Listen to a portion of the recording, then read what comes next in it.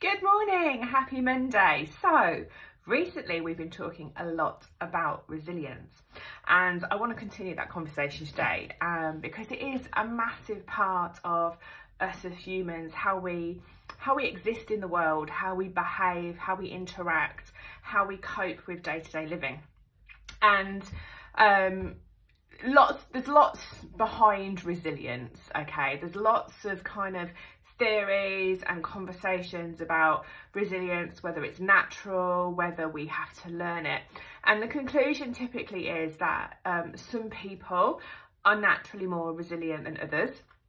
Now that could be because of their upbringing, it could be because of their socialisation, it could be because of their education, it could be their demographics. There's lots of factors that could be put into place when somebody says, oh, they're naturally resilient.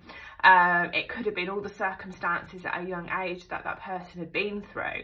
By the time they reached sort of young adulthood or adulthood, people would perceive that they are quite resilient.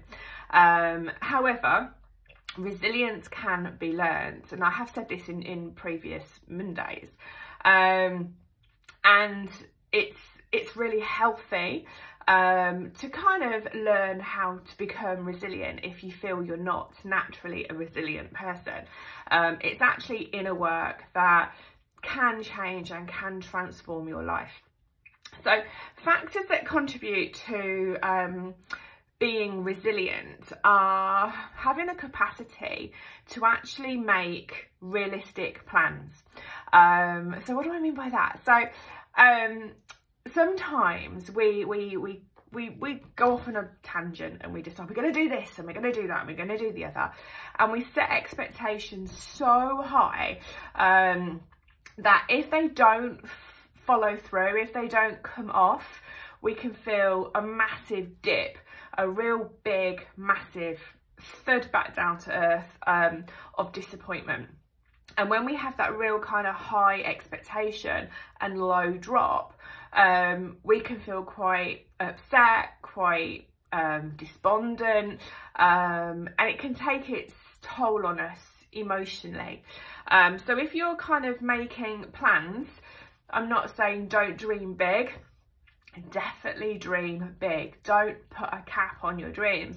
However, when you're making plans, really kind of think about the pros and the cons, okay? Instead of running off with the pros and setting expectations so incredibly high, think about the pros and cons, because it almost prepares you for the fact that you might have to tweak, you might have to pivot, you might have to change your plans, you might have to understand that not everything's going to work out in the first time. So whatever your plans are, you might have to do it 2, 3, 4 times. So kind of having the ability to plan, but to plan well, thinking about your pros, thinking about your cons is a really good way to kind of manage expectations and therefore build that resilience, because you will get hiccups, but you'll kind of be prepared for them slightly, and you'll go, okay, well, this is a hiccup, so I'm going to pivot, I'm going to tweak, I'm going to change, I'm going to do this, and then you continue to move forward. So make realistic plans, and having the ability to carry them out. So like I've just said, you know, have your plans, but have that kind of awareness, that knowledge that anything could go wrong, anything could go right. And if it goes right, that's a bonus, that's brilliant, that's the best outcome possible. But the likelihood in life, as we all know, all the best plans don't always work out. But you discover lots on the way to change, you discover lots on the way when you're pivoting, when you're tweaking. So having that kind of inner understanding that the likelihood, if you set upon a goal, if you set upon a project, the likelihood is it's not going to go as smoothly as you would love, that you would dream of, and that's okay, because you can cope with change, you can cope with transformation, you can cope with pivoting, with tweaking, with adjusting your plans, okay? You have that flexibility within your mindset. Another kind of part of being resilient, if you're goal setting or making plans, is to really understand your emotions. And a lot of us struggle with our emotions. Sometimes we think, oh, we can't have an emotion like this because it seemed to be weak. It seemed to be submissive. It's frowned upon. Some of us don't like to show emotions because it shows our vulnerable side, and we don't want that to be shown. Some of us just feel like they are quick-tempered, and they're worried about those kind of emotions coming forward when something goes wrong in a goal, in a plan, or what have you.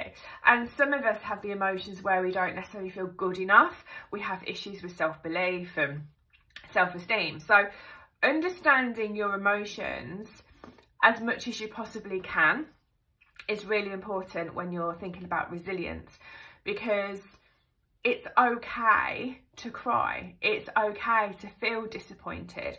It's okay to be angry that something's not gone your way. It's okay to feel let down if somebody was supposed to do something for you and it hasn't happened. It's okay to feel really excited when something really good has happened. However, what you don't want to do is be stuck in those places.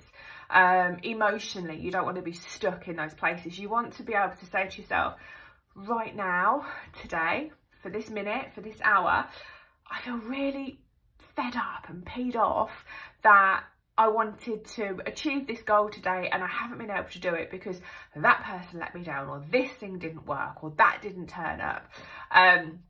It's okay to sit in that. It's okay. But you don't want to sit there too long. You want to put your intention into action. So your intention is to achieve your goal. You're not going to achieve your goal whilst you're sitting in that emotional kind of so you need to kind of take action upon yourself and go, okay, I accept that I feel annoyed, disappointed, aggravated, what have you. I accept that I'm annoyed that I'm having to pivot. I accept that I'm annoyed that I'm having to tweak my plans, but also I love myself enough to not stay in this emotion for too long, because it's not serving me, and ultimately if it doesn't serve me, it won't serve the people that are around me, and I won't get done all of the things I want to get done, and I will stay that step away from the goal ultimately if I stay where I am. So I choose to change the story. I choose to change my perspective. I accept how I feel, but I also know that I can change my emotion by taking action. So it's really understanding your emotions, and the more that you can kind of look at your emotions and kind of have that conversation with yourself, the more resilient you will become, because you will know that, okay, it's okay to feel like this right now. I need to get it out of my system. I need to slam the door. I need to throw the piece of paper on the table. Whatever the case may be, it's okay, but you don't want to stay there, because that does not serve you. And you are the most important person in the whole wide world for yourself, okay? Therefore, it's part of your makeup to look after yourself. So you want to move yourself intentionally from that kind of more negative, upset emotion into a more proactive, okay, we can do this and we can do this and this is going to happen, and take yourself out of that situation and move into something that's much more positive, so it helps you to achieve your goals. And another way to do that is to have really good communication skills. Again, depending on how you've been brought up, your socialisation, your education, your family life, the demographics, everything, all sorts of factors dictate and influence our personalities sometimes. And a lot of the time we don't always ask for help, and if we do, we have that whole, oh god, are they going to disappoint me, or are we going to have the whole control issue? So there's lots around communication, which is a whole nother conversation. There's lots around communication that can inhibit us, as well as be absolutely fantastic within our world. And it's finding that balance of being able to communicate effectively to move you through the resilience factor.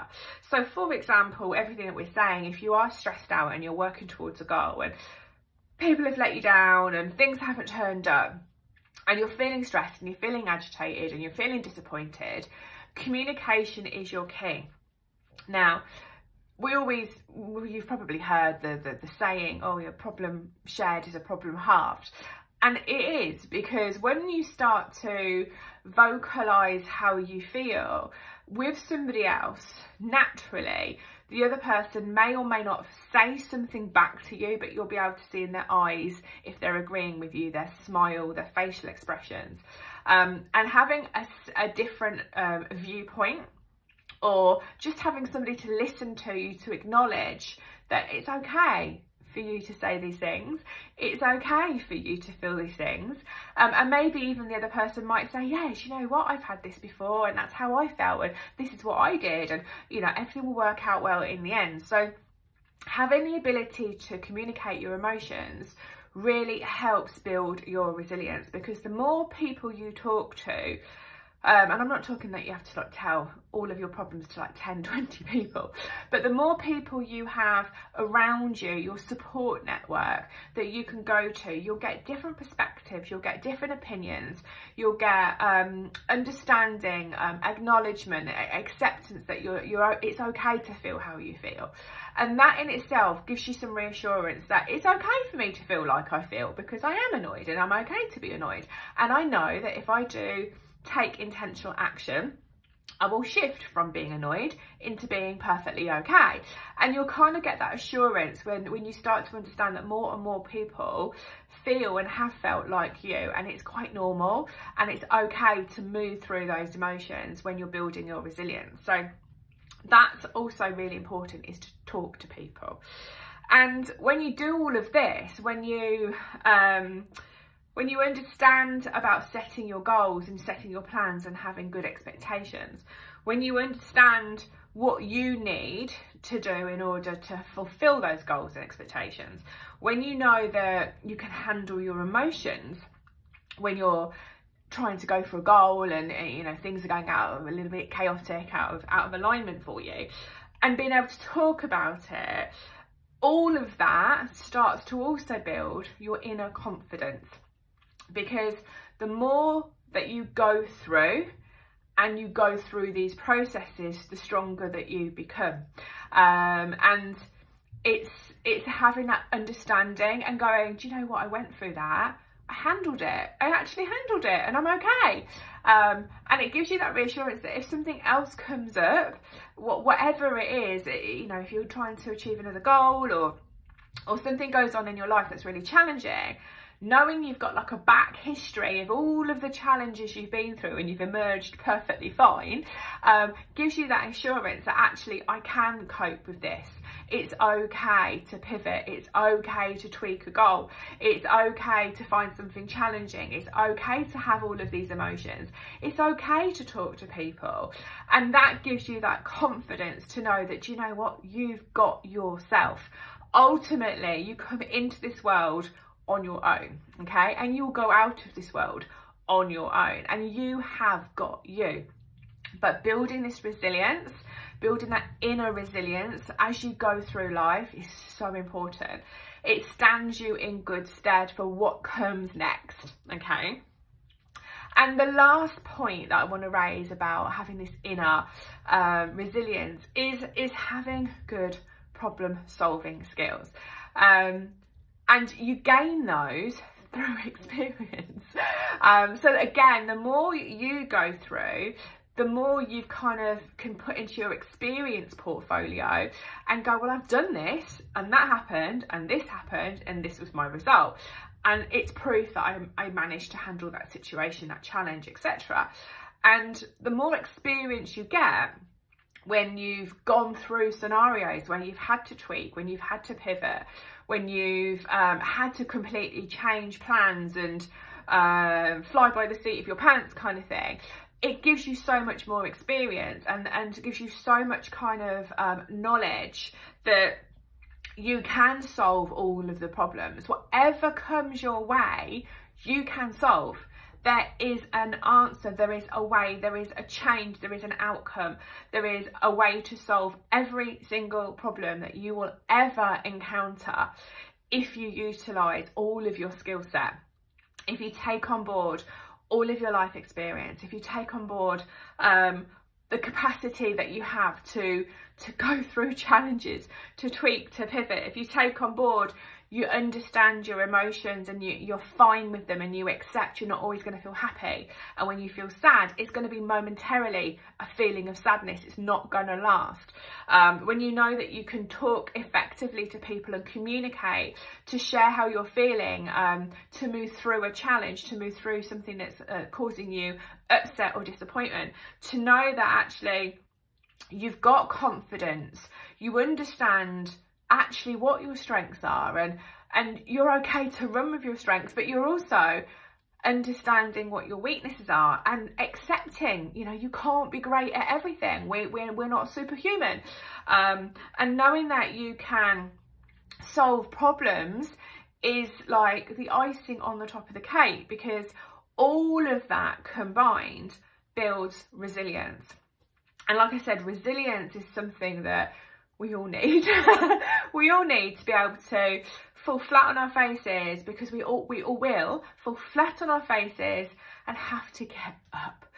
Dust yourself down, have a little cry, talk to your friends, come up with a new plan, problem solve and move on, okay? So I hope today's session has been informative for you and useful, and please tune in to next Monday's session. Take care.